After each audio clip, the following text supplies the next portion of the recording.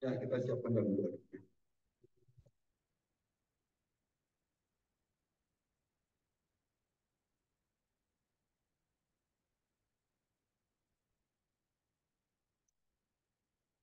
Ya, mari kita masuk. Kami bersyukur kami melewati tahun-tahun yang kami sudah terima dan sudah kami nikmati. Biarlah Tuhan kami tidak kehilangan rasa surgawi, rasa kepuasan, dan rasa sukacita dalam setiap peristiwa kejadian, walaupun secara daging, secara manusiawi, kami tidak banyak mendapatkan apa yang seharusnya kami bisa menerimanya. Dan begitu banyak hal-hal yang menjadi satu halangan, rintangan, baik yang sudah kami lalui ataupun yang belum kami lewati. Tuhan akan memimpin kami, karena kepuasan kami dan sukacita kami adalah bersama dengan Tuhan. Dan disitulah letak kekuatan iman kami. Kami belajar hari ini berkesinambungan, terus-menerus dari kitab Wahyu sampai pada kesudahannya nanti. Kami dipersiapkan dengan iman, pengharapan, dan kasih yang sempurna itu dari Bapa kepada anak dan diserahkan, dianugerahkan kepada kami. Tuhan bimbing kami sehingga kami tidak kehilangan peran itu, tidak kehilangan pengharapan itu, dan kami akan dipenuhi dengan sempurna oleh kasih-Mu, kesetiaan, kesabaran, dan keadilan serta kebenaran Tuhan. Terima kasih Bapa. Kami bersyukur jika kami bisa belajar sampai hari ini dan sampai kepada Tuhan yang sempurnakan nanti kami bertemu dengan Engkau muka dengan muka. Terima kasih Tuhan Yesus. Terima kasih Bapa dan terima kasih Roh Kudus. Haleluya. Amin. Ya, kita akan membuka kitab Wahyu pasal yang ke-9. Kita Wahyu pasal ke-9.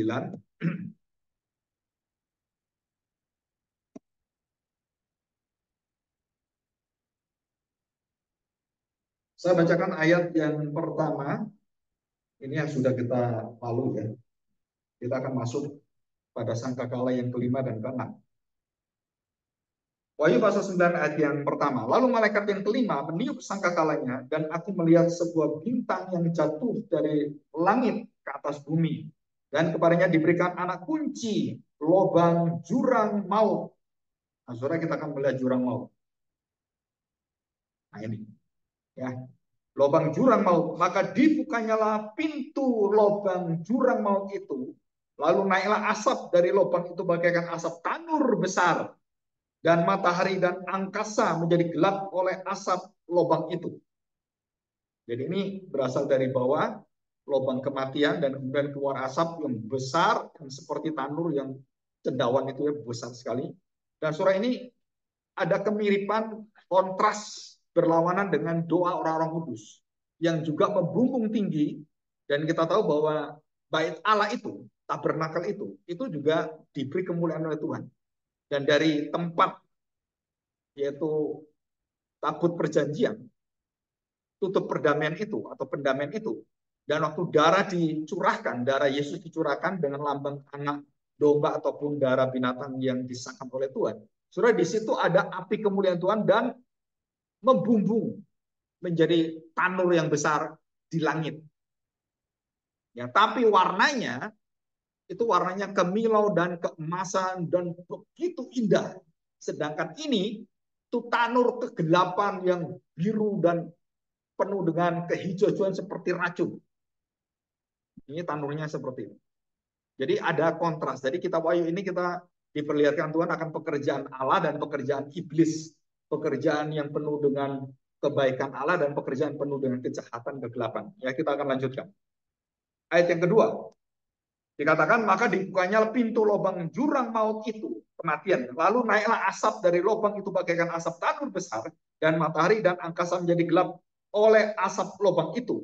Saudara, ini kita diingatkan pada kejadian Sodom dan Gomora, kejadian 19 ayat 28. Dan di situ dikatakan bahwa apa yang terjadi, dan begitu dihantam api dari langit, Dan dilihatlah di situ bumi membungkuk ke atas sebagai asap dan dari dapur peleburan dan itu membungkuk semuanya.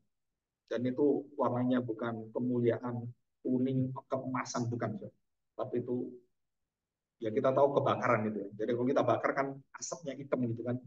Dan ada kayak warna-warna yang disebut sebagai warna keracunan seperti itu. Ayat yang ketiga, dan dari asap itu berkeluaranlah belalang-belalang ke atas bumi dan kepada mereka diberikan kuasa sama seperti kuasa kala jengking di bumi. Surah ini sama dengan Keluaran pasal 10 tulah tentang belalang. Ya, kita diingatkan tentang tulah belalang terjadi di Mesir. 4, dan kepada mereka dipesankan supaya mereka jangan merusakkan rumput-rumput di bumi atau tumbuh-tumbuhan ataupun pohon-pohon, melainkan hanya manusia. Siapa manusia ini yang tidak memakai meterai Allah di dahinya? Tanda meterai bukan 66, tetapi tanda meterai T, huruf H. Tanda meterai sempurna dari Allah, keselamatan dari Allah, anugerah dari Allah.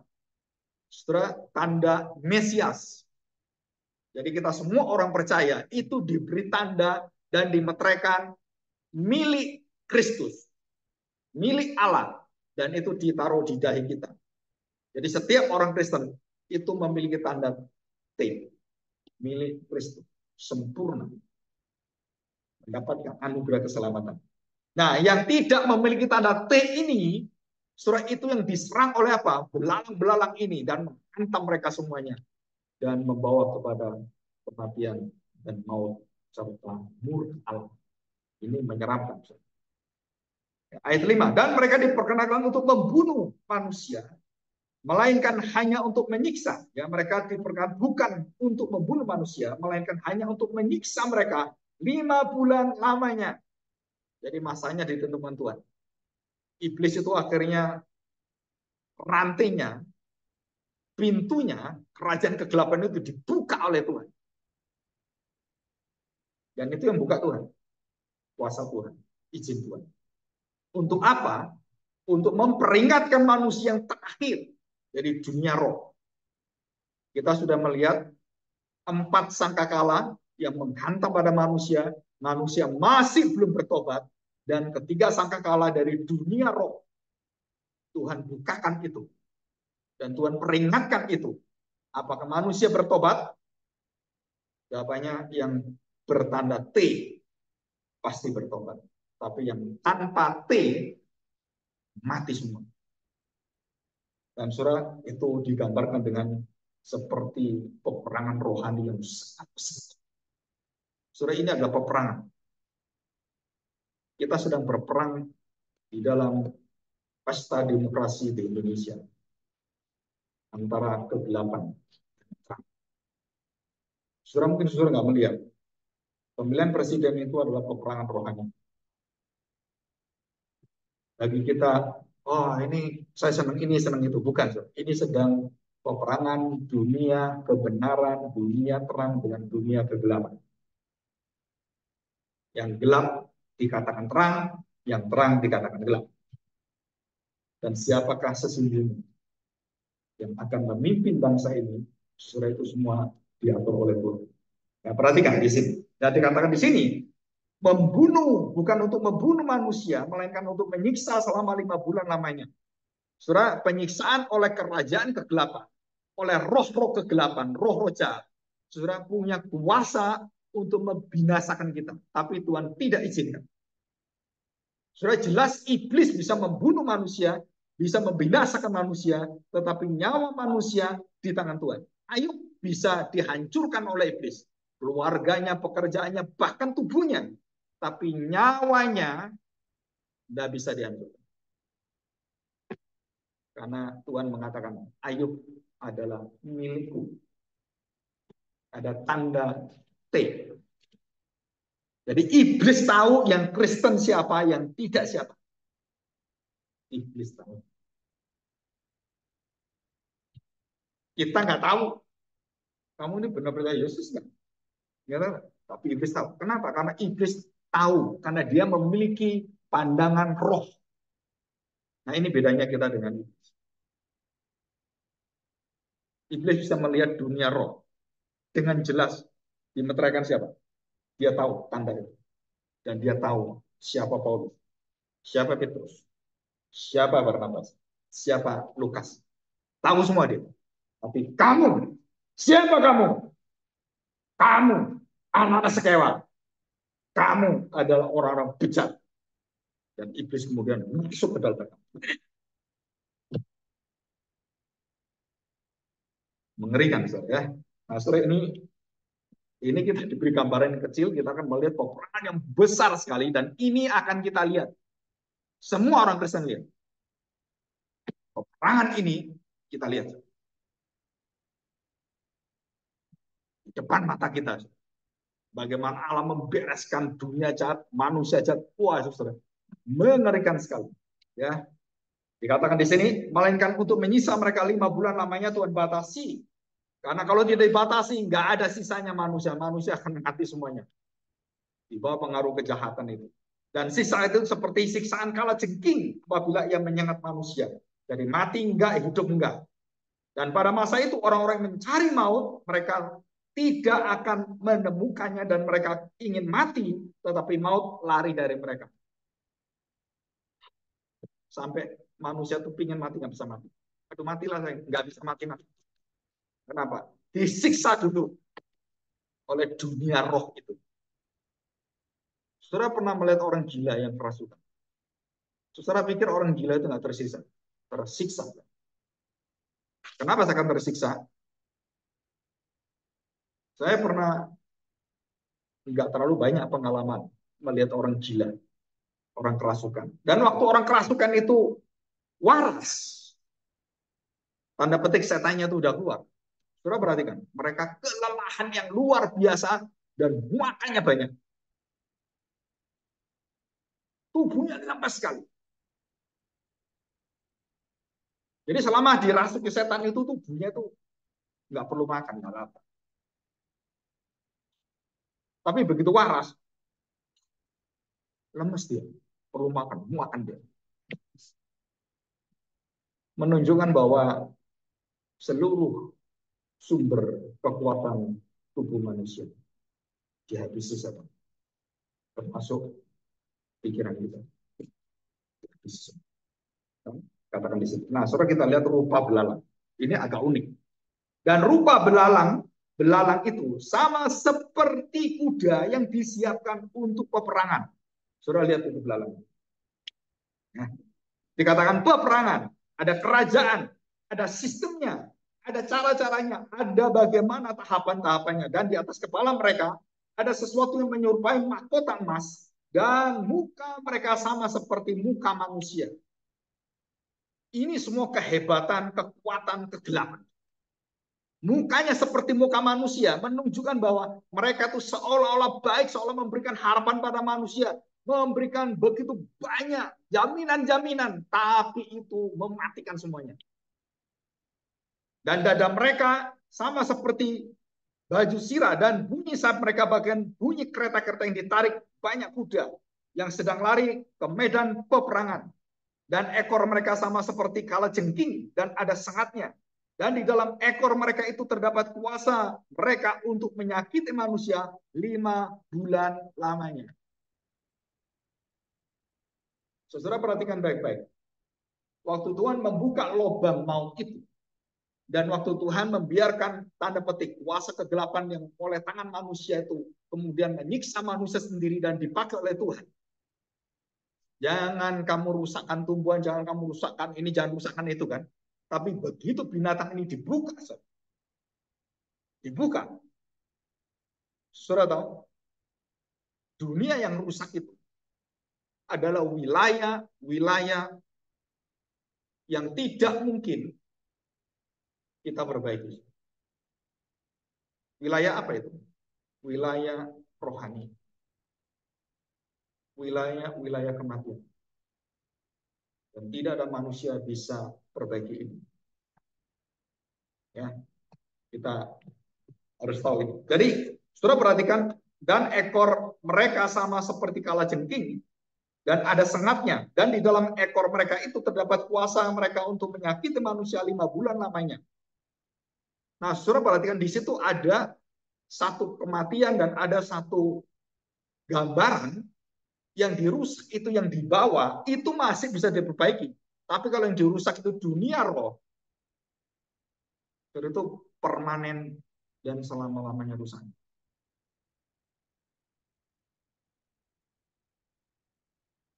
Saya beritahu, Alkitab mengatakan dengan kemurtatan. Saudara pikir orang murtad itu bisa bertobat? Jawabannya, nggak bisa.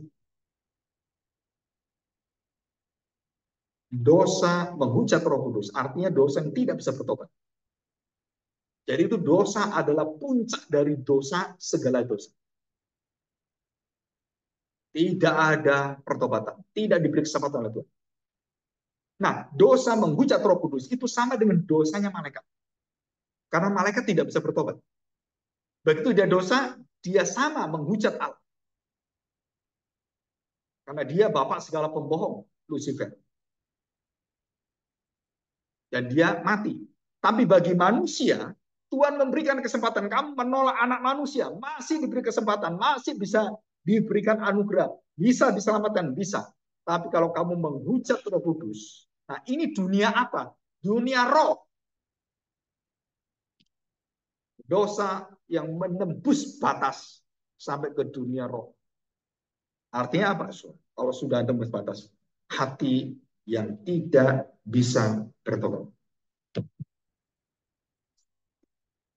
Itulah dosa menghujat Roh Kudus.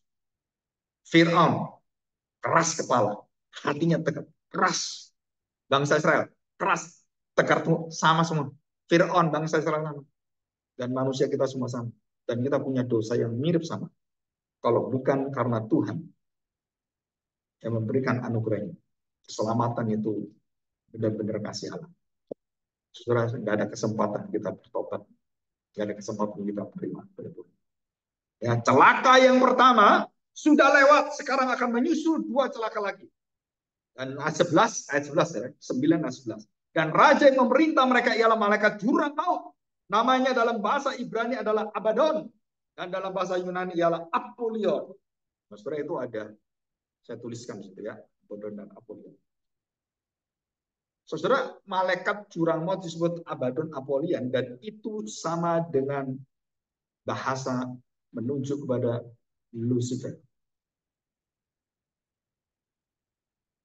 Malaikat jurang maut. Iblis dibuka, rantainya dibuka. Nah, itu artinya di situ.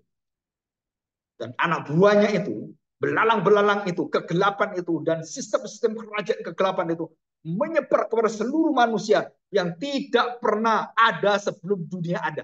Bahkan dosa Sodom Gomora itu masih jauh kalah dengan dosa yang akan terjadi 5 bulan ini. Apa itu dosa? Mengerikan, nggak pernah kita akan lihat. Sampai orang itu nggak bisa mau mati pun nggak bisa mati. Seperti orang yang di Philadelphia yang kena drugs narkoba, mati nggak mati, kayak zombie. Dokter nggak bisa ngapa-ngapain. Sakau. Ini sakau rohani. Nah, saudara, kita akan melihat ya, mengapa dikatakan dalam Alkitab sepertiga. Nah, saudara, saya ingin menjelaskan ya, secara khusus. Sepertiga dalam Yehezkiel pasal 5 ayat 2 dan 12 dari ayat 1. Saudara, sepertiga adalah bagian yang dibinasakan sepertiga. Sepertiga bagian. Artinya apa, saudara? Tuhan masih memberikan waktu yang begitu krisis, begitu pendek. Tuhan masih berikan kesempatan, ini aku berikan terakhir. Tidak dibinasakan semua. Aku berikan supaya kamu betul-betul ini waktu bertobat. Saudara bayangkan, orang kaya dan Lazarus. Dan Bapak Abraham mengatakan kalimat ini. Sekalipun ada orang mati bangkit, Tanda petik siapa orang mati bangkit itu? Tuhan Yesus sendiri. Datang ke mereka dan memberitakan mereka tentang dosa mereka. Apa yang dikatakan? Kalau mereka tidak terima kebenaran Allah sejak awal, hukum Taurat sejak awal, mereka tidak akan bisa diselamatkan. Kenapa? Karena kebenaran kematian itu orang dibangkitkan. Kamu kalau menolak Taurat menuju pada Kristus, terus kemudian Kristus bangkit dari kematian, kamu tidak akan percaya. Artinya kamu tidak percaya Kristus yang bangkit, kamu juga tidak percaya pada Taurat. Jadi imanmu kemana? Imanmu pada dirimu sendiri, pada tafsiranmu sendiri. Dan orang-orang seperti ini tidak ada pertobatan. Tidak bisa tanda petik bertobat. Jadi orang kaya ini dengan keluarganya adalah keluarga yang kita diberitahu dalam Alkitab.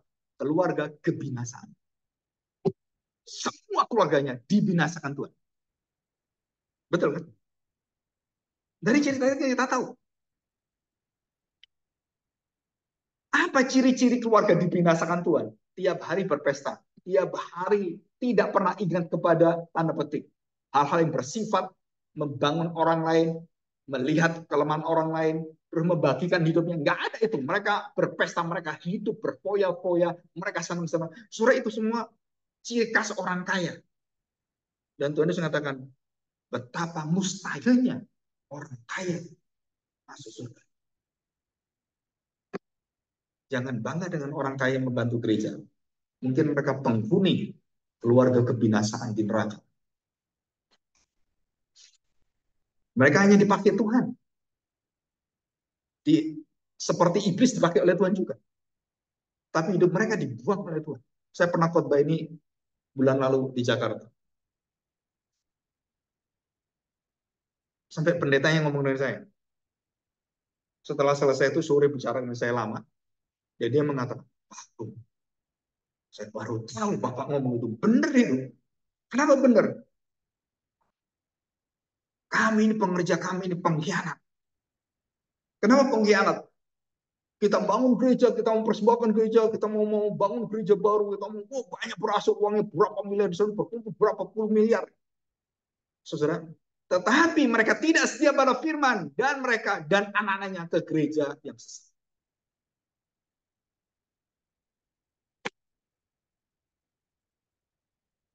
Kenapa kamu kok tahu? Karena jemaat kami yang akhirnya gereja GKKK, gereja keliling-keliling kota, kan gitu kan? Dari gereja ke gereja ketemu dengan keluarga majelis itu. Mereka kaget. Kok bisa ya? Mereka menyumbang ini, mereka mau, mereka keluarga luar biasa. Mereka ibadah di sini. Mereka masuk dalam aliran-aliran keluarga. Ya, mereka kita tolak ini. Ini alirannya bukan seperti kita. Ini kebenaran seperti kita. Tapi mereka di sana. Maka waktu saya ngomong seperti itu, jangan pikir kamu memuji-muji orang-orang itu. Tidak tahunya di belakang mereka tidak pernah menyembah Tuhan. Mereka tidak pernah mencari kebenaran. Bukan hanya dia, keluarganya. Benar dia cerita. Wah, saya tanya, ada berapa keluarga? 3 keluarga, Pak. Dan itu keluarga pemangku kekuatan gereja semua. Betapa sedihnya saya. Saudara, siapa yang bisa menilai hati manusia? Kita lihat ini. Jadi sepertiga itu. Kenapa Tuhan berikan sepertiga rusak? Oke, sepertiga rusak, sepertiga rusak. Saudara, sepertiga tidak akan genap. Karena 3 kali 3 adalah 9, bukan 10. Selalu ada satu yang akan menggenapkan dari sepertiga, sepertiga, sepertiga. Gitu. Sepertiga bagian itu artinya saudara, 3/3. Kalau itu angka 9, pasti genap. Tapi kalau angka 10, kurang 1. Dan bagaimanakah bisa digenapi oleh Tuhan itu? Hanya dari 9/1 menuju sisa, kaum sisa yang Tuhan pegang, yang Tuhan berikan, dan kemudian Tuhan sediakan untuk menolong semua yang minoritas itu. Jadi keselamatan itu minoritas dalam arti bahasa yang kita tahu sebagai bahasa filsafat.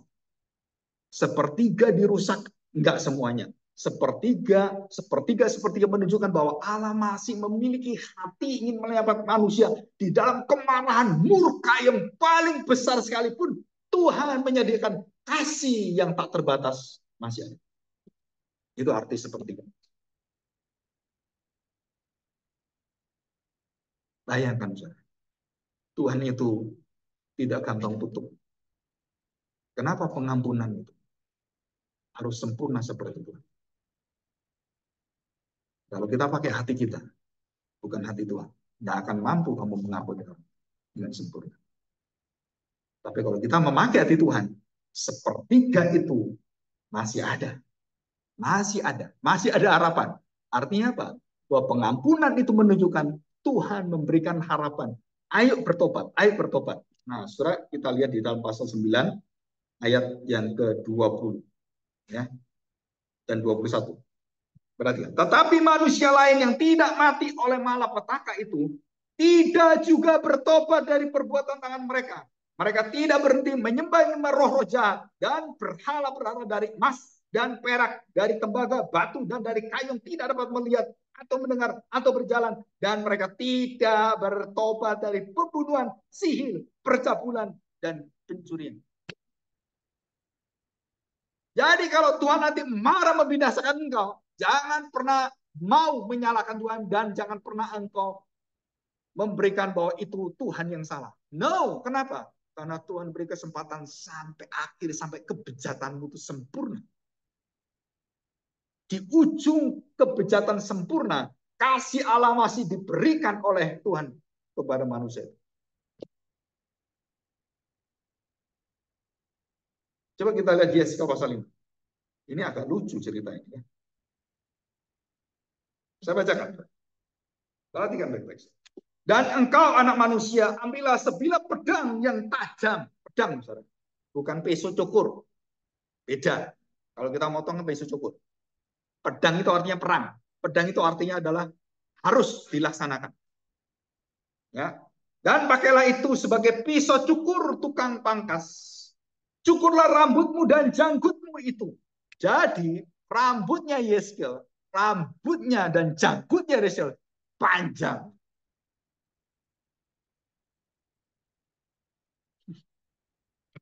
Rambutnya panjang, janggutnya panjang. Kenapa? Karena bisa di sepertiga. Ya dikatakan di sini, sepertiga harus kau bakar dengan api di tengah-tengah kota itu. Sesudah itu berakhir waktu pengepungannya. Sepertiga harus kau ambil dan letaklah dengan pedang itu sekelilingnya. Dan sepertiga lagi hamburkanlah ke dalam angin. Dan aku akan menghunus pegang dari belakang mereka. Engkau harus mengambil sedikit dari rambut itu dan membungkus di dalam punca kain. Ini yang terakhir rahasia. Sepertiga dan dihamburkan, dipotong, dibakar. Dan Tuhan minta sisanya kamu taruh dalam baju puncak. Apa itu? Tuhan menyediakan hati. Tuhan masih mengingat manusia. Dan dikatakan di sini, dan sekali lagi engkau harus mengambil daripadanya, buang ke dalam api dan hanguskan dia di sana. Dari sana akan keluar api untuk memakan seluruh kaum Israel. Dan berkatalah pada mereka, beginilah firman Tuhan Allah. Inilah Yerusalem, di tengah-tengah bangsa-bangsaku tempatkan dia. Dan sekelilingnya ada negeri-negeri mereka. Ya sudah memberontak. Yerusalem, Israel, bangsa ini sudah memberontak terhadap peraturan-peraturanku lebih jahat daripada segala bangsa yang ada. Dan terhadap ketetapan-ketetapanku lebih jahat dari negeri-negeri yang di sekitarnya. Karena mereka menolak peraturan-peraturanku dan kelakuan mereka tidak selaras dengan ketetapan-ketetapan. Dan Tuhan peringatkan kepada bangsa Israel. Sama persis Tuhan peringat pada seluruh umat manusia. Dan 5 bulan Tuhan pakai ini untuk membuka satu kesempatan. Jadi Tuhan memakai kegelapan dan kerajaan kegelapan untuk menggocok manusia, supaya manusia menemukan dan mendapatkan satu kesempatan mereka kembali. Dan di situ ada anugerah Tuhan yang tidak memakai meterai Kristus. T. Mereka semua binasa. Jadi saudara, orang-orang pada zaman itu memakai T, tanda T, diangkat oleh Tuhan dan disempurnakan oleh Tuhan. Dan mereka semuanya tidak mengalami kematian. Dan di dalam kerajaan, belenggu kerajaan maut itu, mereka diambil. Dan inilah sangkakala kelima dan keenam. Sangkakala yang membuka kepada kita pada ayat yang ke Wahyu pasal 9 ya, kita lihat yang terakhir. Wahyu pasal 9 ayat 13. Dan malaikat yang keenam meniup sangkakalanya dan aku mendengar suatu suara keluar dari keempat tanduk mesbah emas di hadapan Allah dan berkata pada malaikat yang keenam yang memegang sangkakala itu, lepaskanlah keempat malaikat yang terikat dekat sungai Efrat itu.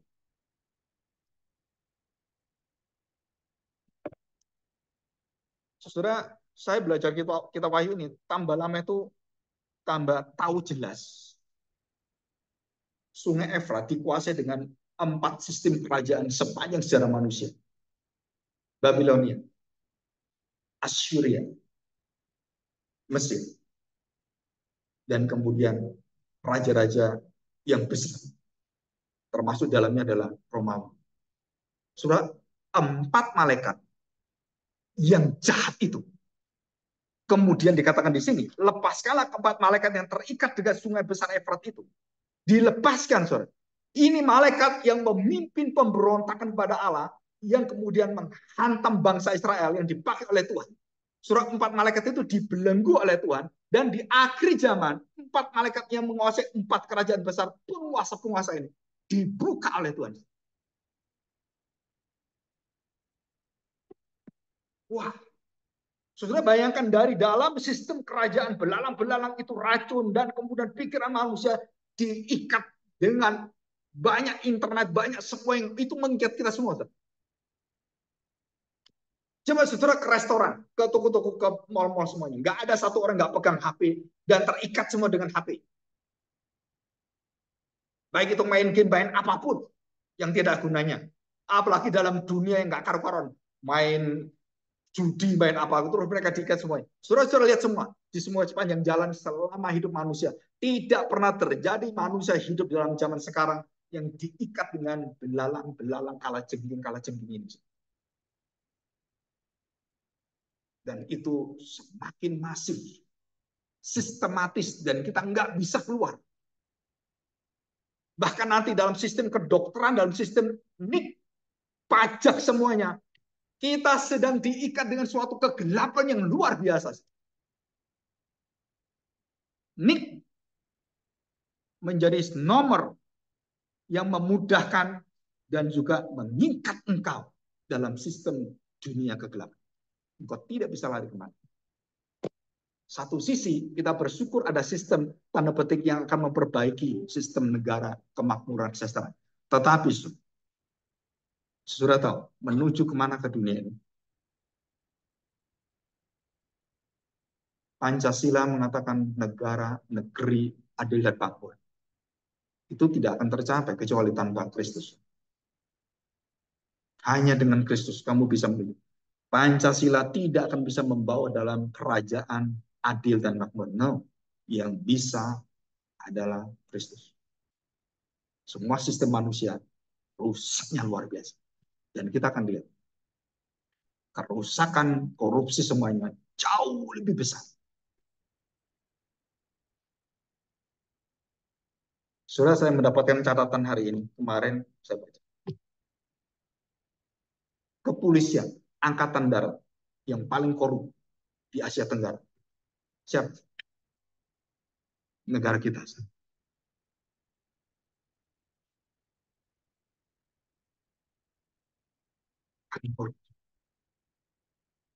Level kita itu turunnya sudah mendekati titik bawah.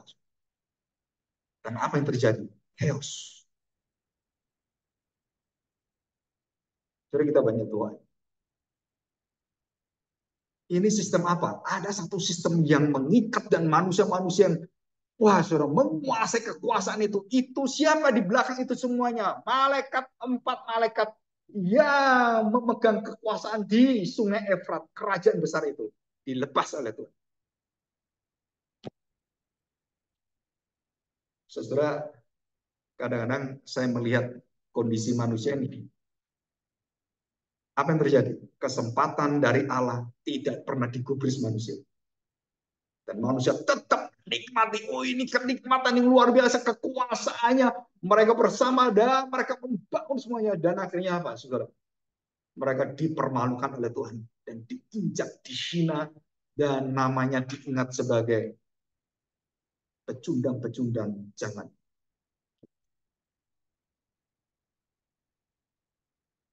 Saudara, dalam Alkitab, Daud tidak pernah mengatakan, ingatlah nama Daud namaku. No. Daud mengingatkan satu kalimat. Mazmur 51. Apa yang banyak orang Daud ingatkan tentang bukan namanya, tetapi dia mengatakan, ingatlah akan dosa-dosaku. Saudara pernah nggak mendengar pendeta, raja, pemimpin yang ngomong seperti ini? Rasul Paulus sama. Saudara. Rasul Paulus menyaksikan kebijakannya, kerusakannya. 3 kali dia menyaksikan dalam suratannya. Betapa bobroknya saya. Dia tidak pernah mengatakan, oh saya ini rasul yang baik. Nggak ada itu, nggak ada. Tapi Daud mengatakan, betapa berdosanya saya. Saya ingat menuliskan pujian kepada Tuhan. Tentang apa? Betapa agungnya Tuhan menerima aku yang pendosa ini. Nah itu keagungannya. Itu loh iman Kristen. Itu loh pribadi kita. Kenapa saudara? Saudara bayangkan orang-orang yang mendapatkan materai sempurna oleh Tuhan, yang diangkat oleh Tuhan, dan orang-orang yang mendapatkan materai 666 itu, hatinya, wah saudara, sudah diberi kesempatan, sudah diberi semua, nggak pernah mau, dan mereka tambah melawan Tuhan, dan mereka menikmati seperti Sodom Gomora, jauh lebih hebat lagi dari Sodom Gomora. Dunia itu akan bersatu, mereka merasakan bahwa tidak perlu Tuhan lagi. Dan berdirilah antikristus, dan dia punya kekuasaan nggak terbayangkan, saudara. Orang mati diangkat oleh hidup, hidup. Saudara. Siapa aku? Oh Yesus. Maka gereja-gereja sekarang ini ditipu dengan setan semua, saudara. Mujizat-mujizat yang, aduh, saudara, kadang ada saya melihat ini gereja yang pertama kali dikuasai iblis itu gereja. Saudara. Dengan apa? Menghadirkan Kristus palsu yang menyembuhkan mereka.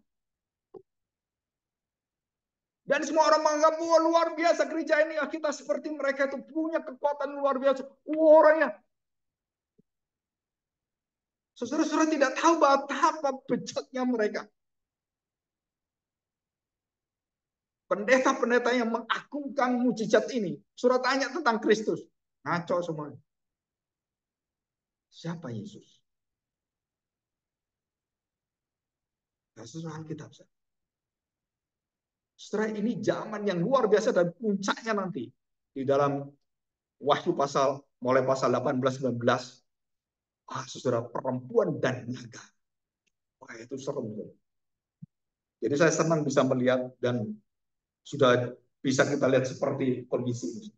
Ya, malaikat jatuh dan bagaimana kemudian malaikat dibuka lagi oleh Tuhan dan api dari langit dan turun lagi seperti ini dan bagaimana belalang itu menguasai seluruh dunia dan semua apa yang baik itu dimakan oleh dan dirusakkan semuanya. Jadi pekerjaan manusia, saya beritahu seperti ini, Saudara. Saya bekerja untuk anak saya. Wah, saya bertahun-tahun dari papa saya, kakek saya berjuang mati-matian. Pagi buka jam 4, sudah siap-siap matahari terbit buka tokonya. Dan kemudian keturunan yang cucunya atau cicitnya. Semua seperti belalang. Habisin semua. Jadi yang kamu bangun turun-temurun itu oleh turunanmu yang bejat, yang jahat, yang hidupnya mau enak, dibuang. Dan Amsal serta pengkhotbah mengatakan di bawah matahari dibangun manusia sia-sia.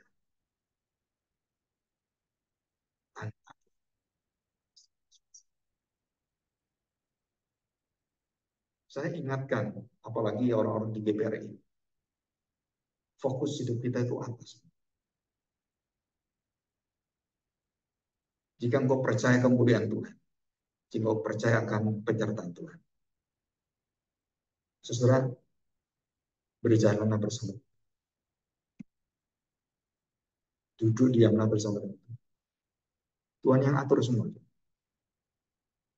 Tapi kalau kamu terjun di dalam sistem dunia dan kamu masuk dalam sistem yang sudah dijebak oleh iblis belalang-belalang ini, yang sudah ada sistemnya, saudara, kita nggak bisa balik.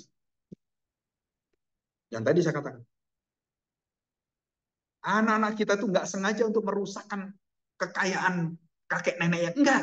Tapi mereka ingin lebih kaya lagi. Mereka mendapatkan, oh ini peluang yang luar biasa. Dan mereka memakai semuanya. Dan mereka buang di sana seperti anak terhilang. Anak yang bungsu itu buang semua selesai. Habis. Dan itulah manusia. Yang dibangun oleh Daud, yang dibangun oleh Salomo. Akhirnya di tangan Salomo. Semua dihancurkan oleh Tuhan. Karena Salomo memasukkan penyembahan berhala dalam kerajaan dan di dalam bait Allah. Saudara, ini sama dengan pribadi kita. Jika engkau memakai sistem dunia masuk dalam hidupmu dan kemudian kamu masukkan semua itu tanpa engkau doakan, tanpa engkau kuduskan, saudara, dan itu dipersembahkan kepada Tuhan, kita akan diikat dan dihancurkan di dalam dan semua itu. Dan kita berdoa pada Tuhan supaya kita semua dilindungi oleh Tuhan dan dijamin oleh Tuhan. Yang memiliki tanda T, Tuhan pimpin, tidak pernah Tuhan jerumuskan kita ke dalam global kesesatan. Ya. Oke, nah saudara, kita lihat kunci terakhir. Ya, saudara perhatikan. Jadi kita melihat bahwa sistem yang ada, yang Tuhan izinkan untuk menyempurnakan kekerasan hati manusia, kebejatan manusia. Tuhan memakai sistem apa untuk menyempurnakan mereka? Sistem kegelapan kerajaan Lucifer. Dan ini terjadi dalam gereja. Apa yang terjadi di gereja? Paulus mengatakan, oh kalau kamu tidak bisa bertobat, apa yang Paulus katakan? Aku serahkan kepada iblis. Betul nggak? Saudara, coba kita bayangkan. Jadi Paulus itu tahu ada sistem. Oh, kalau kamu seperti ini, kamu nggak bisa dalam. Kamu akan disempurnakan. Siapa yang menyempurnakan kamu? Bukan Tuhan, iblis.